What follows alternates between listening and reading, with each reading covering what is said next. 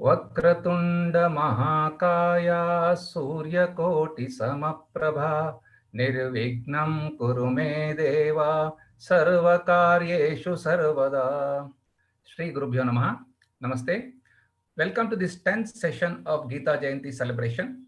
Today we are going to study 6 selected slokas from 11th chapter known as Vishwarupa Darshana Yoga. Srimati Rama Gopala Krishna will explain the meaning of Shanti Mantra we chant before we take food every day, Annapurne Sadapurne, after presentation of Gita slokas. Today's chanting of Gita slokas from 36 to 55 of chapter 11 will be done by Srimati Triveni and Srimati Jyotirmayi at the end of our session. Let us listen to Dr. Hegde sir and his team of teachers now. Hegde sir, please.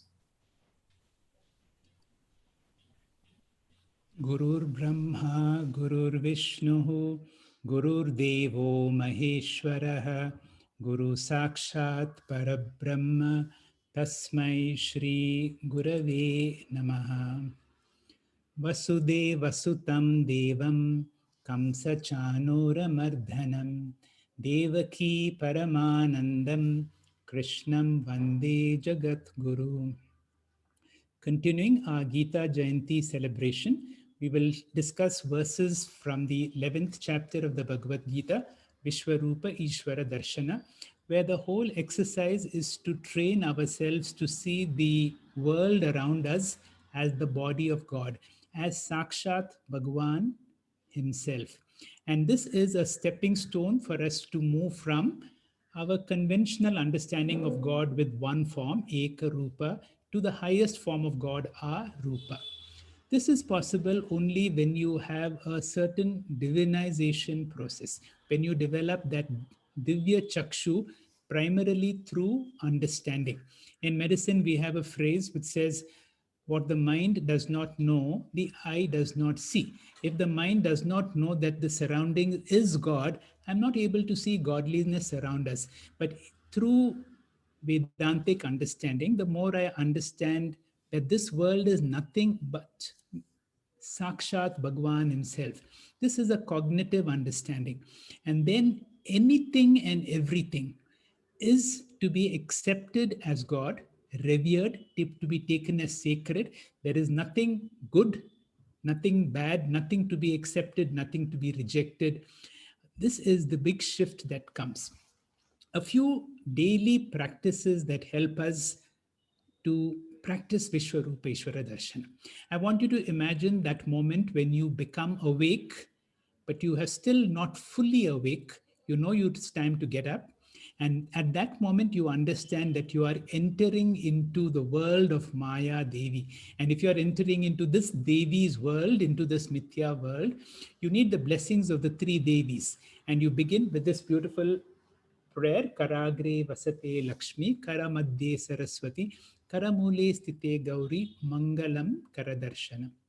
Before we put our foot on the ground, remember the Bhumi is Goddess Lakshmi.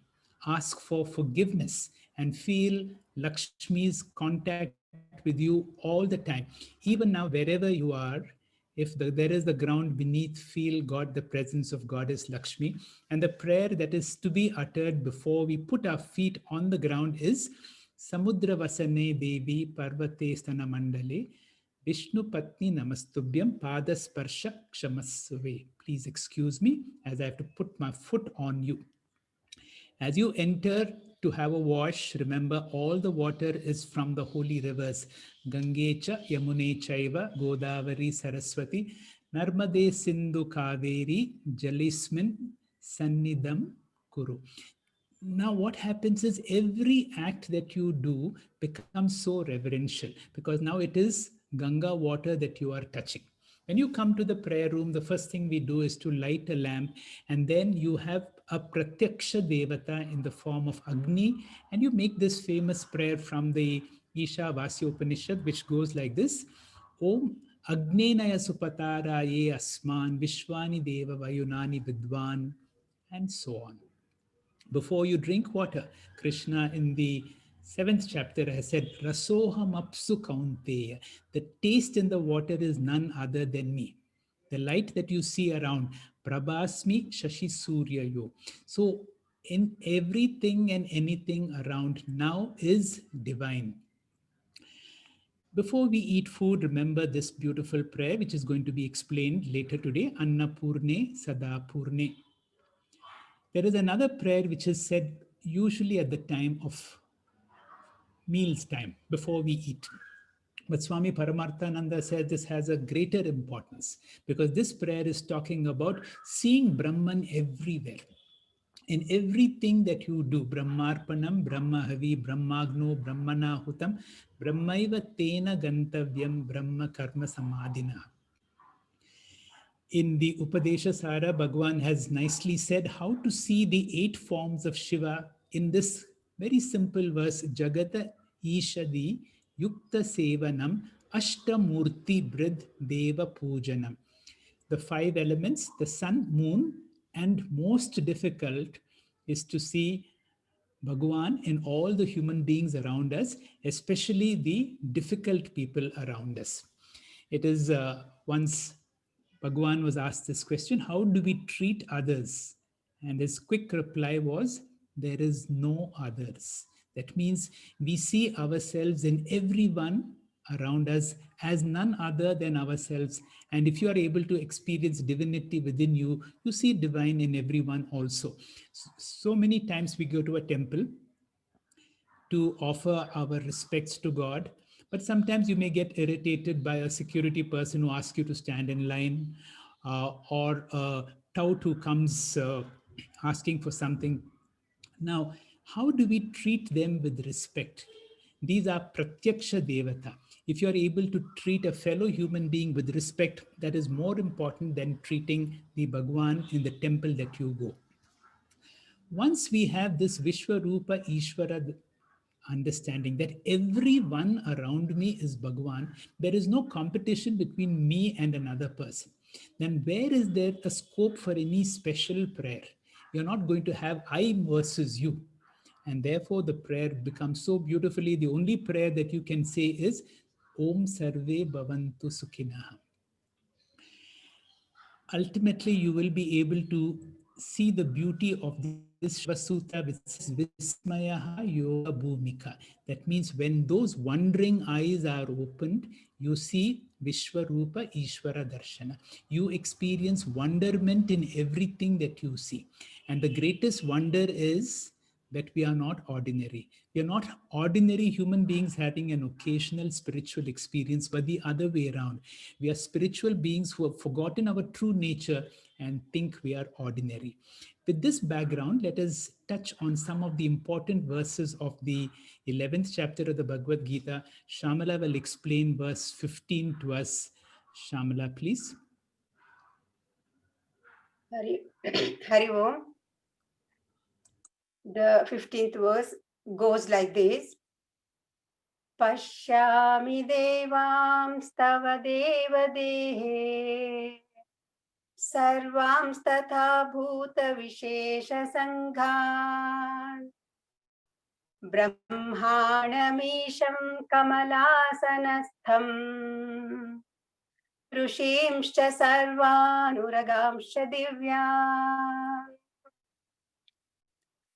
From this 15th verse to 22nd verse of this chapter, Vishwarupa Varnanam by Arjuna, which is the most elaborate one. And later in the 18th chapter, Sanjaya is going to point out that I like the entire teaching of Bhagavan given in all the chapters. Every aspect was wonderful, but the most wonderful one is this Vishwarupa only. Arjuna asked for Vishwarupa Darshanam. Vishwarupa Darshanam involves 2 things. One is regular eyes, which looks at the world, which is the universe, the Vishwam. The universe is seen as the body of the... And second, we require a special perspective of mind by which the very same Vishwam, the universe, is seen as the body of the Lord. We require a special attitude which is born out of a prepared mind. If the proper attitude is not there, I will see the Vishwam, but I will not see Vishwarupa Ishvara. Ravana, Kamsa, seeing Rama, Krishna, but next slide please. But for them, it is not Ishvara Darshanam. A mind which is free from Raga, Dvesha, Kama, Krodha, Ahankara, Mamakara is a pure mind. A pure mind and an enlightened intellect both put together is called Divya Chakshuhu. This is required for Vishwarupa Darshanam. Wonderstruck by the Lord's cosmic form, Arjuna bows in utter reverence. He then begins to describe that form from this sloka. Arjunaha Uvacha. Arjuna describes, first he expresses the extended vision that he enjoys because of Bhagavan's blessings. He is able to see all the lokas. He says, Hey Deva, O Lord, Tava Dehe, in your body. Aham Devan Pashyami. I am seeing all the gods. Next slide, please.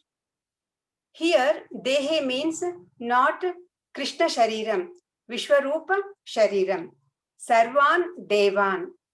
I see all the gods. Tatha Bhuta Vishesha Sanghan. So too, multitudes of different living beings. Bhuta means living beings. Vishesha means different species, right from smallest microorganism to the evolved human being. Sanghan means multitude. And not only I see all of them, Brahmanam Isham. Isham is an adjective to Brahma. Isham Brahmanam means Lord Brahma, the creator, who is Kamalasanastham, who is sitting on a lotus. Lotus is a symbolic expression for the creation. And not only that, Rishimscha Sarvan, as well as all the rishis. Not only rishis from Bhuloka, Divyan, rishis like Narada and others. And not only I see all the rishis, Uragamscha, divine serpents like Vasuki, Ananta, etc. Indicating I see all the 14 lokas in your body. Here, we must remember, seeing higher lokas is not real important part of Vishwarupa Darshanam, because seeing higher lokas will not guarantee liberation. If seeing higher loka will give you liberation, Krishna need not criticize the higher lokas at all in the second chapter. What is more important in Vishwarupa Darshanam is not seeing extraordinary thing, but seeing the ordinary world itself as the Vishwarupa, the body of Ishvara.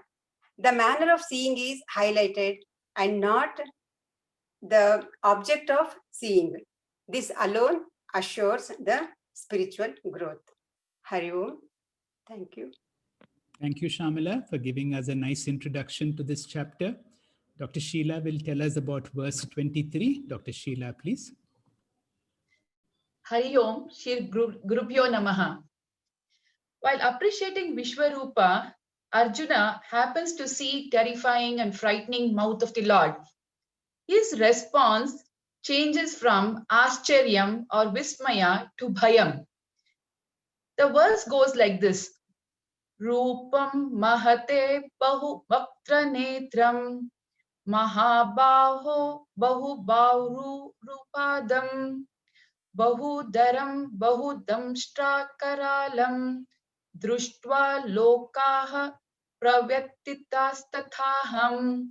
O Lord, people are frightened by seeing your huge form, which has many mouths and eyes, which has many arms, thighs and feet, which has many abdomen, and which is fierce with many tusks, so also am I frightened. Next slide. Bahu Vaktra Netram, many mouths and eyes. Bahu Damshtra Karalam, terrible protruding teeth like tusks. Protruding teeth symbolizes pain. Arjuna is so frightened, he describes his bhayam in subsequent 6 verses too. Vyatananam, wide open mouth, which is frightening at heart.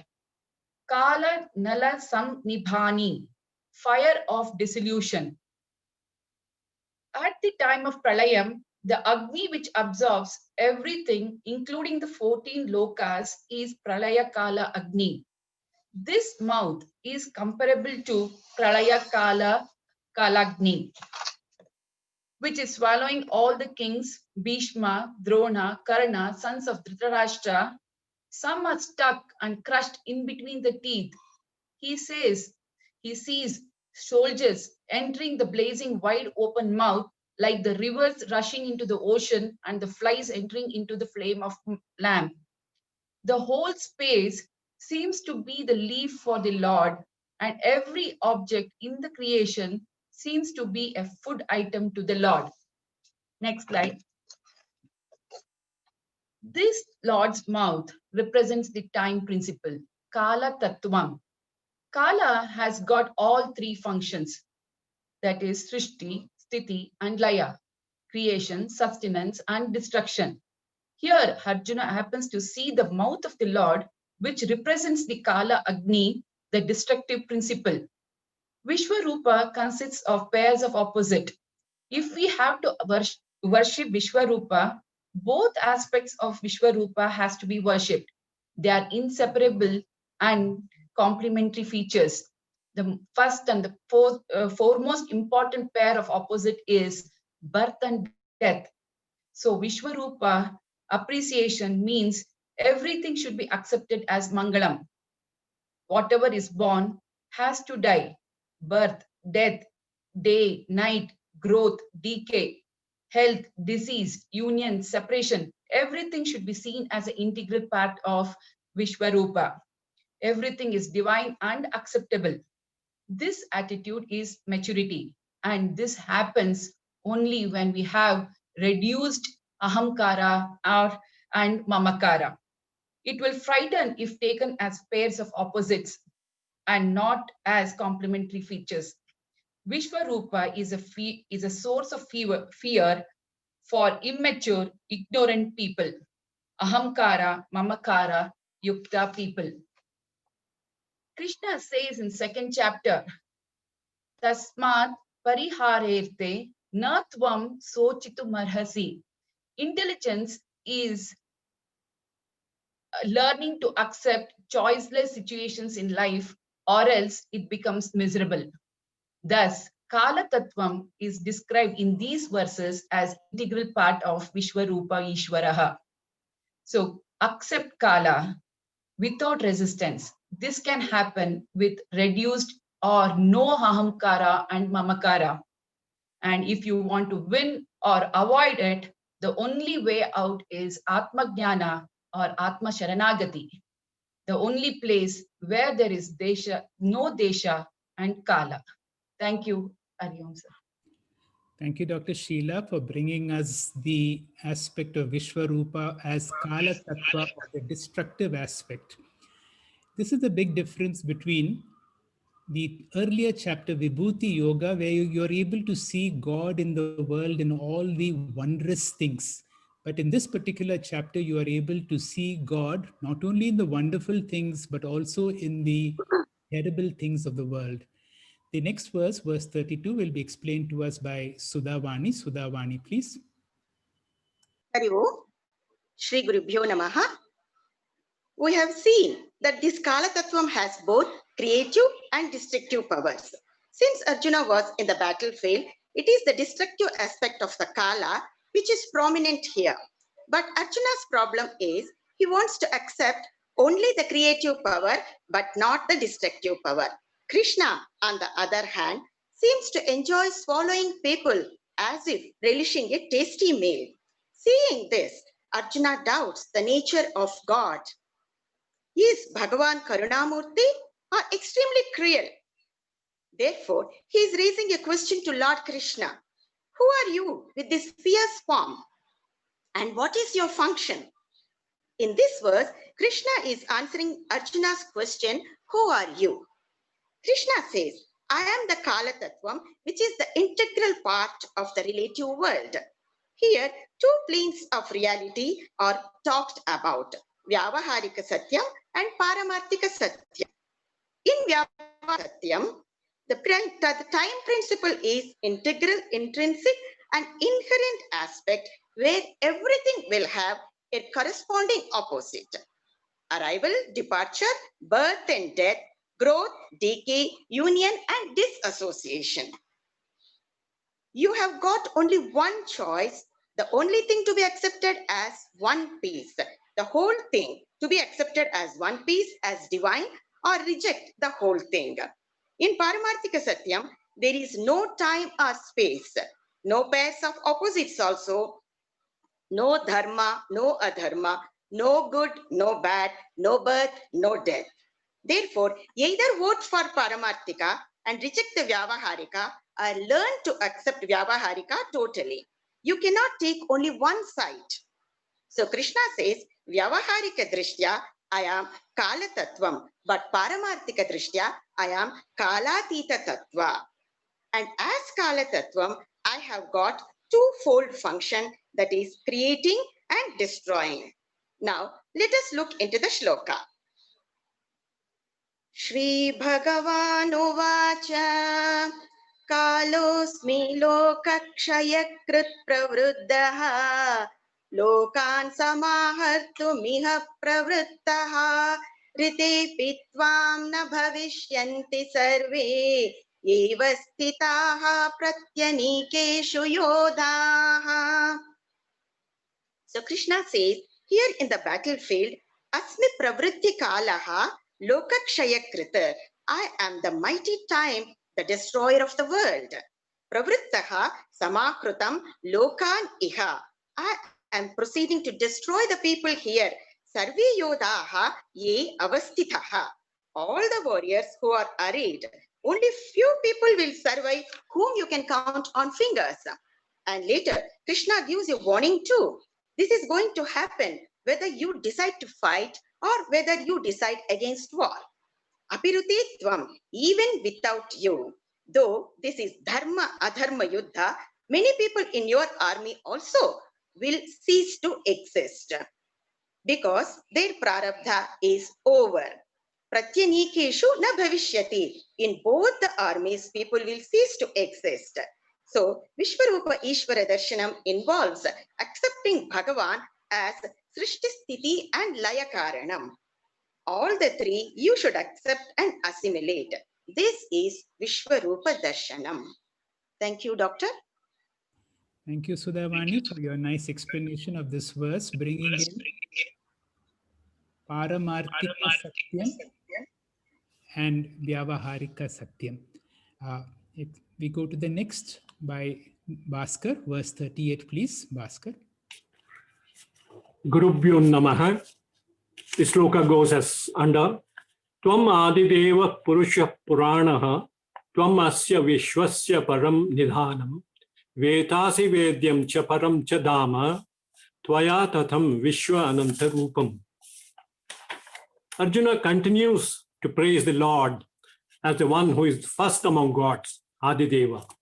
The compound Adideva can be explained differently as the one who is at the beginning and also the one who is the Lord. Adicha Asau Deva Cha Adideva. Even before the origin of matter and living beings, including time and space, he is all. He is knowledge effulgent being, hence called Deva. He is the one who fills up the entire world and pervades the entire Pura, making every atom divine, be it poison or nectar, life or death, tiger or cow, and is therefore called Purusha. He is Purana, meaning one who has been there before and one who continues to be as fresh in the present form too. The Lord is not only the cause of the Jagat, he is also the resolving place of all that is created. Nidyate asmin iti nidhanam. He is para, limitless, just as how in a dream, the dreamer is the cause of the dream world and also its place of resolution. Bhagavan is the one in whose things are ultimately resolved. Param Nidhanam.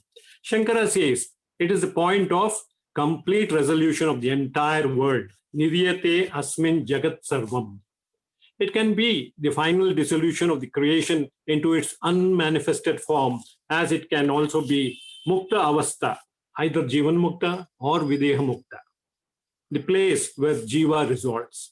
The jivatva is false, and so it resolves in its own cause. Then Arjuna says further, you are the knower, Vedha Asi. From the standpoint of Sakshi Atma, you are the ultimate knower of everything. From the standpoint of the omniscience, you are Sarvagnatva. You are the knower of all that can be known. Vedya Inicha. Arjuna recognizes Krishna here as the all various things in creation that can be known, or alternatively, you are the one to be known, the ultimate object of knowledge. Dhama is a place where you go with enthusiasm, a desirable place. Bhagavan is Paramdhama, the ultimate place to reach. Wherever you go, you eventually get tired and bored. Even if you go to heaven from here, where will you go after that? Which is that place? Having gone there, there is no return. That is Mokshasthana, where the jiva resolves completely, becoming one with Ishvara. Vishnu here is one who pervades the entire world, Vishwa. Vishwa means that which is known in a variegated form. Vivida Prayata Ghamyam. Arjuna says, since you are the material cause, nothing is away from you. Since the Arjuna has been seen the Vishwarupa, entire Vishwa is the very form of Ishvara in its cosmic form. Arjuna addresses him as Anantarupa, the one who has no limit to his forms. Hari Om. Thank you, sir. Thank you, Bhaskar, for a nice explanation of this beautiful verse. When you are confronted with a wonderful world, sometimes you are at loss of words what to say. Vyasacharya has given this set of beautiful verses which worth remembering, and these are the verses that are going to be chanted at the end of the class, where Vyasacharya gives beautiful expression to the glory of the Lord, and this can become our daily Vishwarupa Ishvara prayer. Pallavi will explain one of the concluding verses, verse 54, please, Pallavi. Hari Om. Bhaktya tvanayna sakhyam aham evam vidurjunaha jnatam drushtam cha tatvena praveshtam cha parantapaha. Here the word meaning is, O Arjuna, however by undivided devotion I can be seen in this form, known truly and merged into O Arjuna. In this verse, Krishna emphasizes on the meaning of the adjective Ananya Bhakti. So now the question is, what is Ananya Bhakti? There are 4 levels of Bhakti: Artha, Artharthi, Jignasu, and Jnani Bhakti, which can be further reduced into 3 levels. Artha and Artharthi is 1 level, where our devotion to Lord Ishvara is only for the benefit of worldly goals. It is the lowest form of bhakti. However, it is certainly better than no bhakti at all. A person practices Artha Artharthi Bhakti for some time. Then the mind gets pure and purer, and he begins to understand whatever he accomplished by using God as a means for worldly accomplishments have threefold doshas. Dukha Mishra Tattvam. Everything in the creation is mixed with pain. The second one is Atripti Karatvam. Whatever I get never gives total fulfillment. And finally, Bandha Katvam. I will only get addicted to them. Having seen the futility of such worldly accomplishments with Anatma Viveka, he now understands that it is better to have God not as a means, but as the end itself. Earlier when God was seen as means, his thoughts were focused on God intermittently. Now when he sees God as the end, since one always has thoughts rooted on the God, he's focused on God always. He becomes a Jignasu Bhakta. This is Ananya Bhakti, or mumukshrutam. Krishna says that it in due course an Ananya Bhakta will know the Lord as his real nature. It is neither the sadhanam or sadhyam, neither the means nor the end, but the Lord is, I myself, aham brahma asmi. Tatvena drushtam means advaita jnana praptam. Through this knowledge, the devotee merges with the Lord. He becomes one with the Lord. The wisdom that the Lord is never different from me and the notion of division is removed. The removal of the notion of division is called a merger. It is purely a cognitive process. There is no question of any change outwardly. Merger or merge equals aikyam equals jivatmam paramatmam aikyam. And this is a mahavakyam. Hari Om. Thank you, Pallavi, for a nice explanation of the evolution of a bhakta from Ekarupa to Vishwarupa to Arupa. Vasanta, will you explain the concluding verse 55, please? Om Sri Gurubhyo Namaha. This last verse in the 11th chapter is very special. In fact, it is considered the essence of Bhagavad Gita because it gives us the definition of bhakti by describing the qualities of a true bhakta. Here's the sloka. Mat karma mat paramaha mat bhaktaha sangavarjitaha nirvairaha sarva bhuteshu yah sa mameti pandava. He who does work for me, who is my devotee, and who keeps me as the supreme goal, who is free from attachment and who is free from hatred towards all, he reaches me, O Arjuna. It is really worth learning this verse by heart and reciting it every day as a clear reminder of our path. Jumping into the verse, Yah mat karma krut. He who does my work. That means he who dedicates all his work to me. Mat here is my. Mat bhaktaha. He who is devoted to me. Mat paramaha. He who has me as his supreme goal. Sangha varjitaha. He who has given up all attachment. Nirvairaha sarva bhuteshu. He who has no hatred towards all beings. Saha mam eti. He will reach me or attain me. And this is told to Arjuna. And Arjuna is called Pandava. Krishna will elaborate in detail about bhakti in the next chapter, but this beautiful verse gives us the highlights. There are three major steps in a bhakta's path towards moksha. First is karma lakshana bhakti. The bhakta already has, because this is an Ananya Bhakta, he already has the viveka that the entire Jagat, including himself, is part of God. He does all his work as Ishvara Arpana and he receives all the results as Ishvara Prasada, even while being a Grihastha. In the next stage, Upasana Lakshana Bhakti, the Bhakta starts looking inward to discover God through Mumukshutvam. As the intensity of the Bhakta's inward journey deepens, he soon gets to the point where his entire focus is on God, that is Tivra Mumukshutva.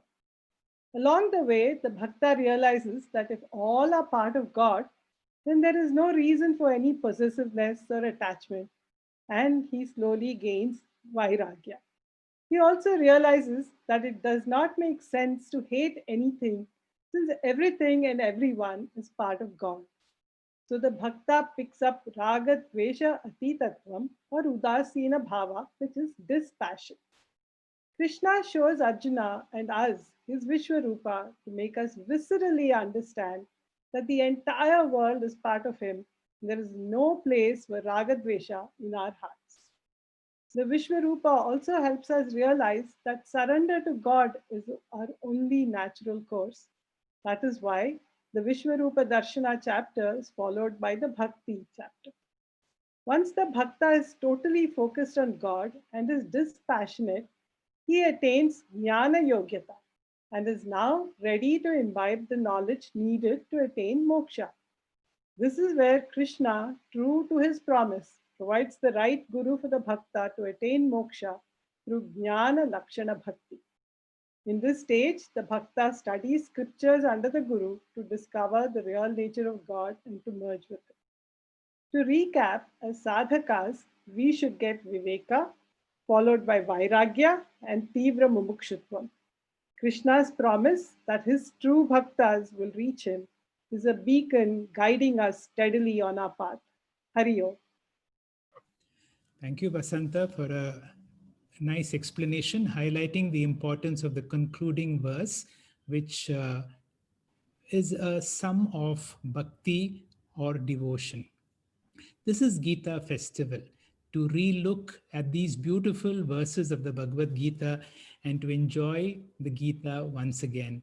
We have concluded our Gita verses, but in each class we will be studying one prayer in detail, and Rama Gopala Krishna will explain this very popular prayer which we chant before food, Annapurne Sadapurne. Ramaji, please. Shri Gurubhyo Namaha. Harihi Om. Annapurna is the incarnation of Parvati, who is one of the numerous forms of Shakti. In Sanskrit, Anna means food and Purna means filled completely. In Hinduism, Annapurna is a popular deity and holds a special place because food is considered sacred. Hindus believe that when Annapurna blesses the food, it is converted into Amrita, the nectar of immortality. People offer prayers for her to bless the food and its preparation in the kitchen. Without proper nourishment, one lacks physical health and mental health, which affects their spiritual growth. Those who cook are seen as providing energy that fuels the spiritual life. Annapurna is said to have appeared on the Akshaya Tritiya day. Akshaya means never diminishing and is ever full.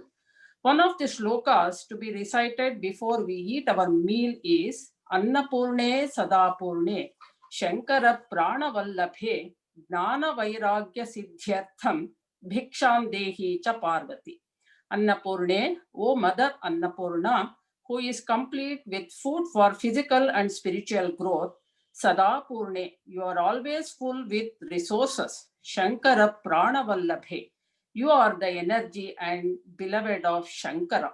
Jnana Vairagya Siddhyartham, grant me alms that I be firmly established in knowledge and renunciation.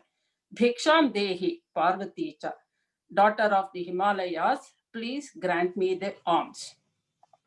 In a conversation with Parvati, while playing the game of dice, Shiva negated the importance of food, citing it as a cosmic illusion. Hearing this, Parvati, the manifestation of universal Shakti called Maya, got upset. In order to teach him that food is an integral part of life, she disappeared from the earth with all the sources of food and nourishment. Finally, Shiva realized the importance of food. He begged for food from her and she reappeared as Annapurna. Food is one of the basic necessities of life. And it is no wonder we say Annam Brahma. Food is God, and the gross body is called Annamaya Kosha. In Hinduism, eating is a holy ritual. It is a yajna or a sacrifice. It is considered a medicine for the illness of ignorance. Waste and misuse of food is an insult to its source. The gross part of the food consumed is converted into human waste, subtler part as the flesh and blood, and the subtlest part as the mind. Ancient spiritual masters were wise and always asked for the best. Their goal was set on the highest level of spiritual consciousness. They prayed, O Divine Mother, please bless us with nothing less than the appropriate. Bless us that as food and those qualities that will make us divine. Give us perfection in our actions, divine knowledge of the absolute truth, and non-attachment towards worldly affairs. This shloka that repeats before meals maintain the same vision of these spiritual masters. It has been taken from the Annapurna Ashtakam attributed to Sri Adi Shankaracharya.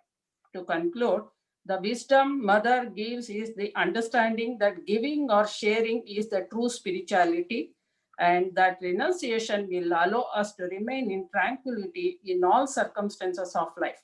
Hari Om. Thank you, sir. Namaste. Thank you, Ramaji, for a nice explanation of a very popular mantra, and also to reiterate the importance of food. Annam Brahmeti Vyajanat. The Taittiriya Upanishad compares Annam to Brahma. And an opportunity for us to remind us that everything is Brahman, and as we eat at least 3 times a day, to bring about this reminder. We conclude each class with a story meditation. Today, I was looking for one esoteric story, which I was there in this book, This Very Body, the Buddha, a talk given by Osho Rajneesh. As I was looking into this chapter, I said, before I present the story, let me give a little bit of this book. This is the first chapter of this book called This Very Body, the Buddha. And I found it so impressive that I thought I will share and take a little more time to explain this for you.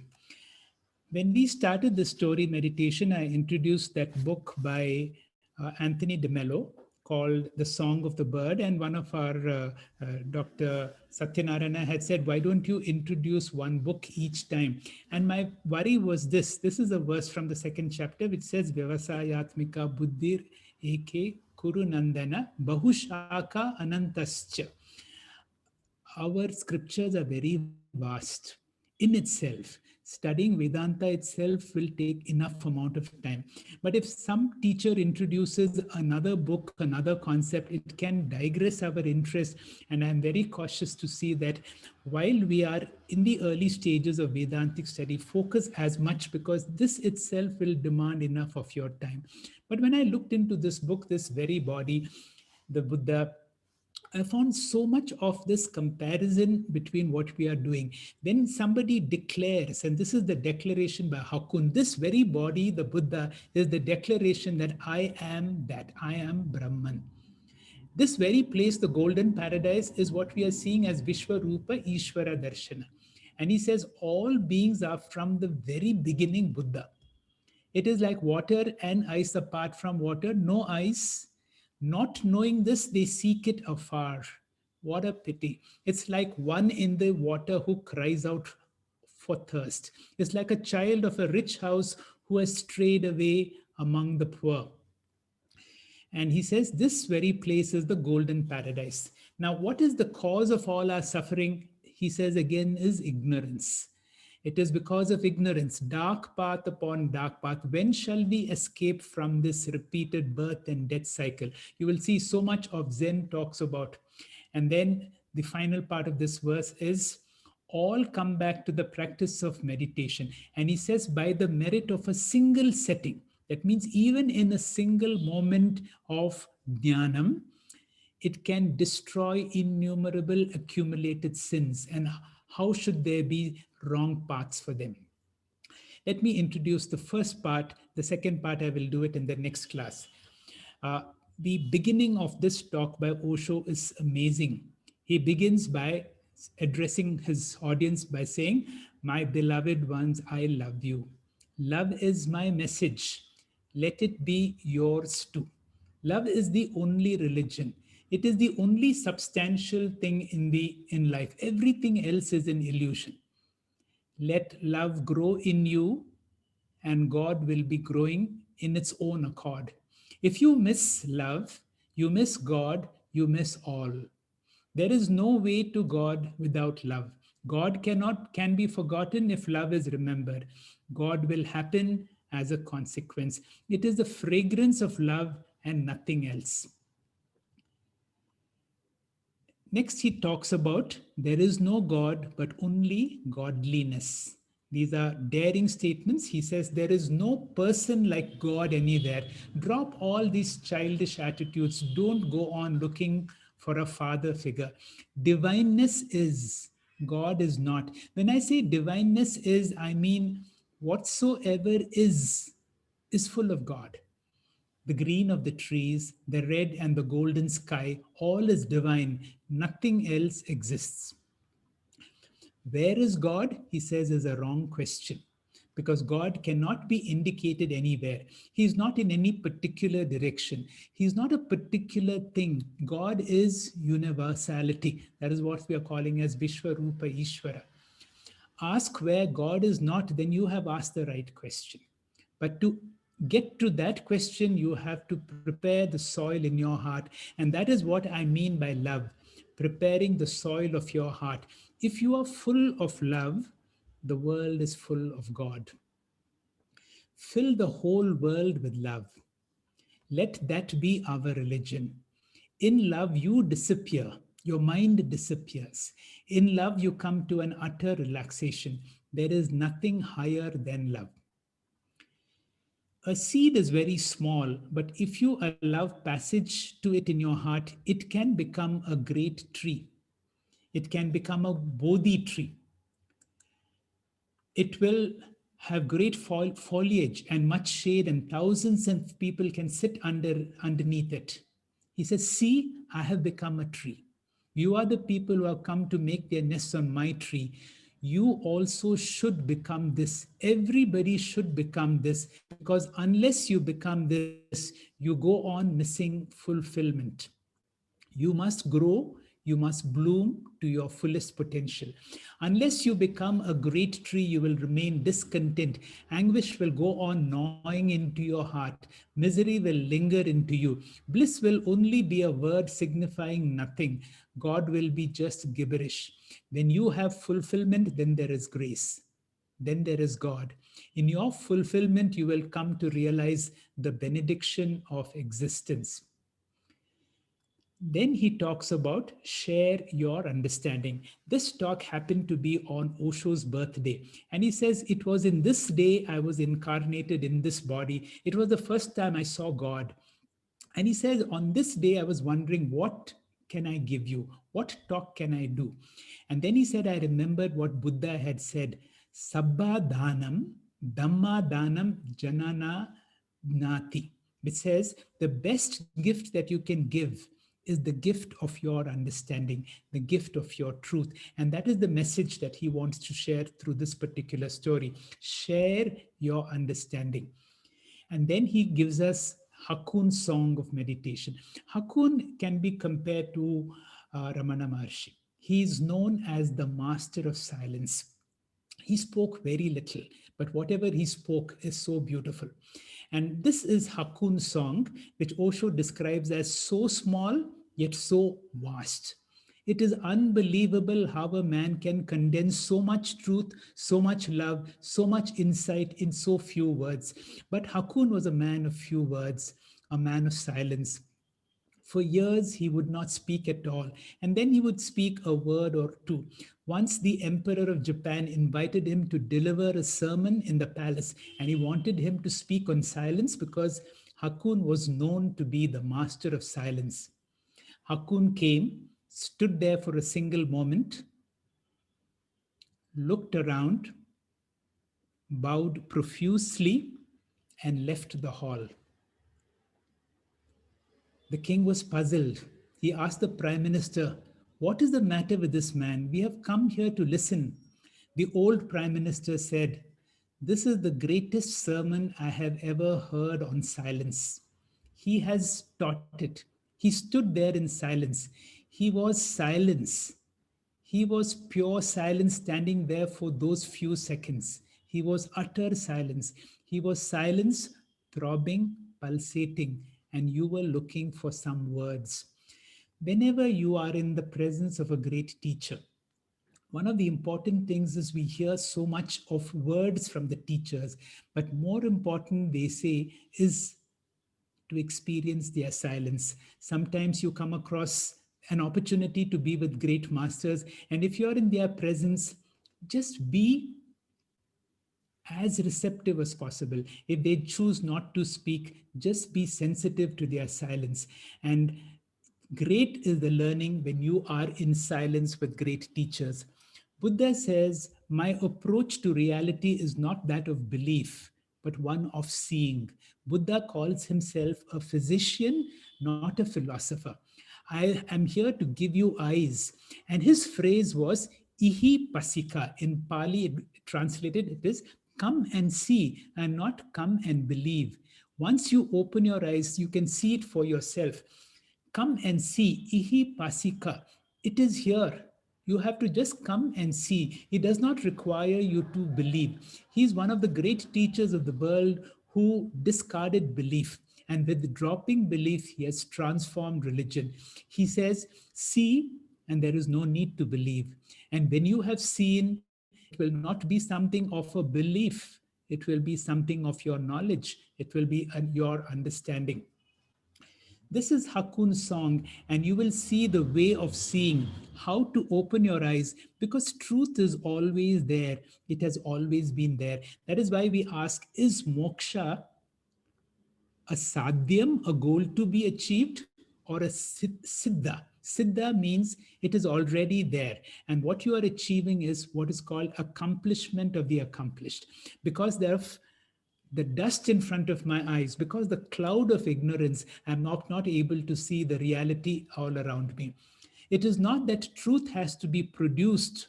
Buddha says, yata bhutam, it is already there. It is confronting you. It is there in the east, it is there in the west, it is in the north, it is in the south. It surrounds you, it is within and without.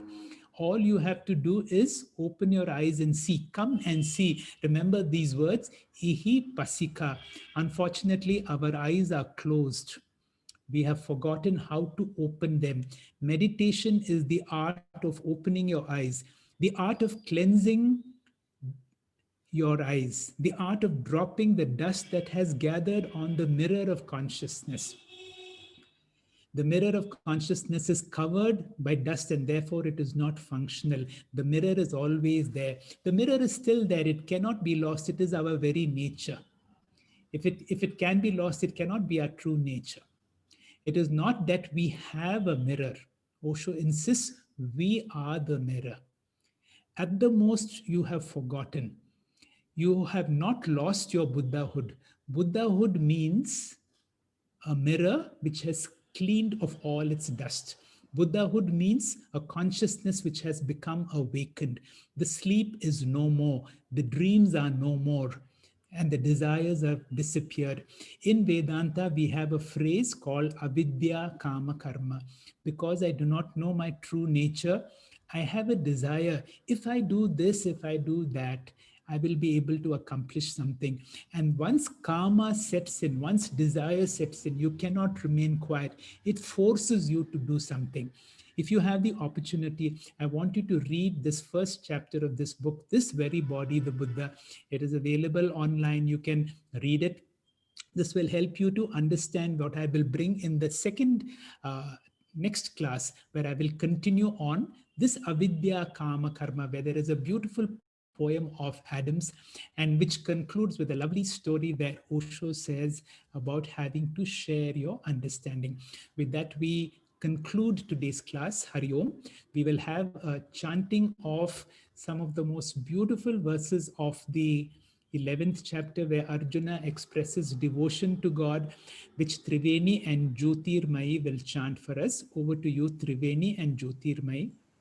अथ एकादशोऽध्यायः अर्जुन उवाच स्थाने हृषीकेश तव प्रकीर्त्या जगत्प्रहृष्यत्ननुरज्यते च रक्षांसि भीतानि दिशो द्रवन्ति सर्वे नमस्यन्ति च सिद्धसङ्घाः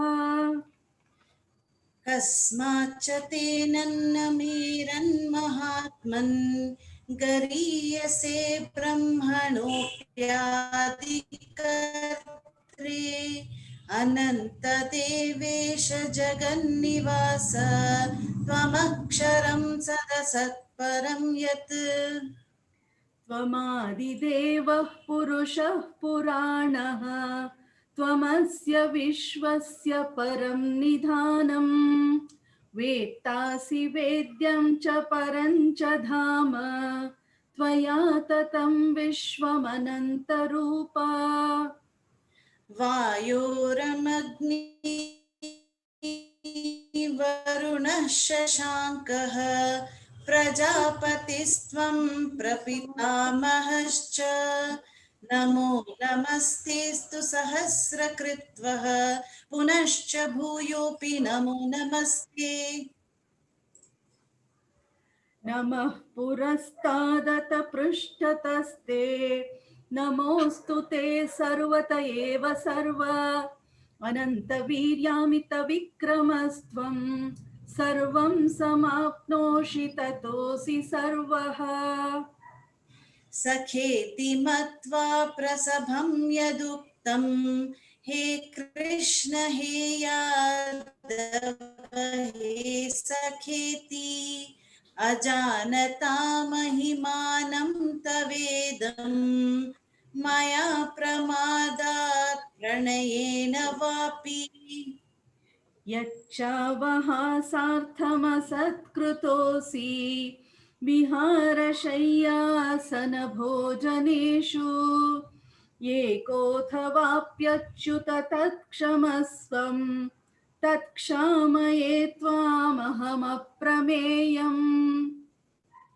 पितासि लोकस्य चराचरस्य त्वमस्य पूज्यश्च गुरुर्गरीयान्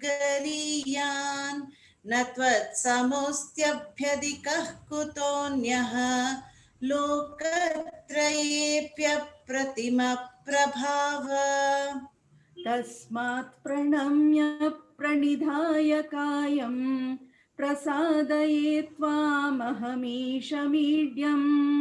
पितेव पुत्रस्य सखेव सख्युः प्रियः प्रियार्यार्हसि देव सोढुम् अदृष्टपूर्वं हृषितोऽस्मि दृष्ट्वा भयेन च प्रव्यथितं मनो मे तदेव मे दर्शय देवरूपं प्रसीद देवेश जगन्निवास किरीटिनं गदिनं चक्रहस्तम् इच्छामि त्वां द्रष्टुमहं तथैव तेनैव रूपेण चतुर्भुजेन सहस्रबाहो भव विश्वमूर्ते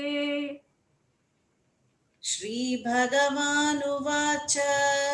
मया प्रसन्नेन तवार्जुनेदं रूपं परं दर्शितम् आत्मयोगात् तेजोमयं विश्वमनन्तमाद्यं यन्मे त्वदन्येन न दृष्टपूर्वम् न वेदयज्ञाध्ययनैर्न दानैः न च क्रियाभिः न तपोभिरुग्रैः एवं रूपः शक्य अहं नृलोके द्रष्टुं त्वदन्येन कुरु प्रवीर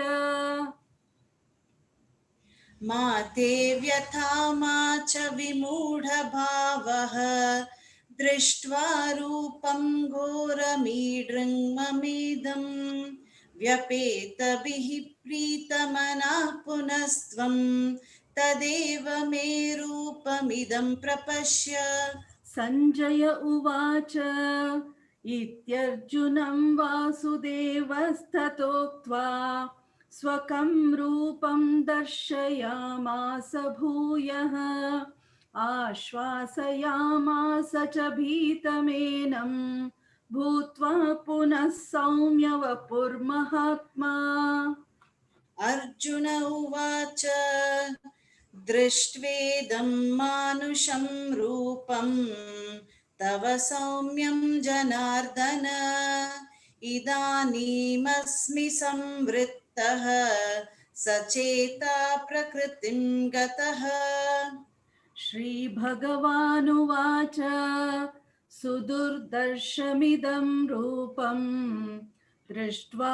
नसि यन्मम देवा अप्यस्य रूपस्य नित्यं दर्शनकाङ्क्षिणः नाहं वेदैर्न तपसा न दानेन न चेज्जया शक्य एवं विदो द्रष्टुं दृष्टवानसि मां यथा भक्त्या त्वनन्यया शक्य अहमेवं विधोऽर्जुन ज्ञातुं द्रष्टुं च तत्त्वेन प्रवेष्टुं च परन्तप मत्कर्म कृन्मत्परमः मद्भक्तः सङ्गवर्जितः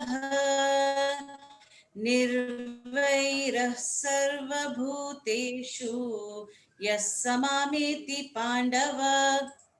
ॐ तत्सदिति श्रीमद्भगवद्गीतासु उपनिषत्सु ब्रह्मविद्यायां योगशास्त्रे श्रीकृष्णार्जुनसंवादे विश्वरूपदर्शनयोगो नाम एकादशोऽध्यायः।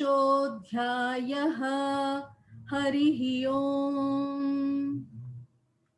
Thank you, Srimati Jyotirmayi and Srimati Triveni, for a nice chanting. With this, we have come to the end of today's session. On Friday, 11th December, we will have the concluding session of 20-week Gita course. As announced earlier, two of our gurus will be addressing us. Dr. Hegde sir will be unfolding the plans for 10-week introduction to Upanishad classes. Please don't miss that finale session. On Monday, 15th December, Gita Jayanti class will resume with study of shlokas drawn from 12th chapter. In response to our appeal, many of you have sent your Guru Dakshina. We are highly thankful to you. The bank details to where the amount is to be sent are available on WhatsApp groups and on Telegram for the benefit of those who have not yet done the remittance and desire to pay Guru Dakshina. As I told earlier, the entire amount thus received will be offered as our collective Guru Dakshina to our various Gurus. Thank you all for your forbearance. Let's meet on Friday evening, same time, for the valedictory session of our Gita course. Please log in before 6:45 p.m. local time. Now, time for Shanti Mantra. Om Purnamada Purnamidam Purnat Purnamudachyate Purnasya Purnamadaya Purnamevavashishyate. Om Shanti Shanti Shanti. Harihi Om.